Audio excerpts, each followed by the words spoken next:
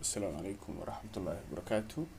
سو دوادا maantay casharkeena wuxuu ku saabsan yahay 10 kalmadood oo yar yar ah oo basic ah oo la rabo qofka goortu Ingiriiska baranayo dadka beginnerska bilowga ay waxa weeye ay fahmaan si waxa weeye ay u adeegsadaan maadaama waxaan u yahay basicii waxyaalihii ugu muhiimsanaa oo la rabay qofku inuu marka hore barto. jumlada ugu horeysa aynu ka bilaabeyno waxa weeye what's your name? What's your name? Magacaadiga. What's your name? Magacaadiga. What's your name? Magacaadiga. Nice to meet you. Waan ku faraxsanahay inaan kulankaaga. Nice to meet you. Waan ku faraxsanahay kulankaaga. Where are you from? Xagee ka timi? Where are you from? Xagee ka timi? What do you do? Maxaa qabataa?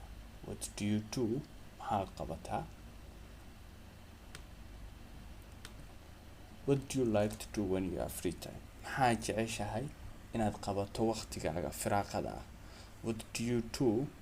What do you like to do when you have free time? Maxaa jeceshahay inaad qabato waqtigaaga firaaqada ah? Waa jaaniska hayso. Maxaa jeceshahay inaad qabato? What's your phone number? Phone number-kaagu maxaa weeye? Lambarkaagu waa intee? What's your phone number? Lambarkaagu waa intee?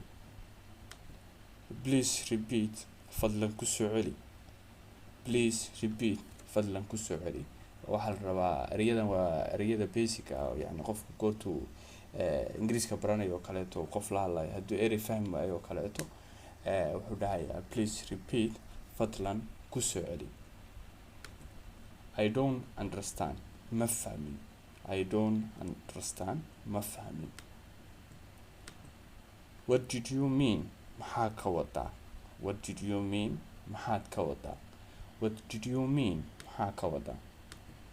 I'm sorry. Waan ka xumahay. I'm sorry. Waan ka xumahay. I'm sorry. Waan ka xumahay. maantay casharkeena wuxuu ku ekaanaya intaas ku ekaanaya. Wassalaamu calaykum waraxmatullaahi wabarakaatuh.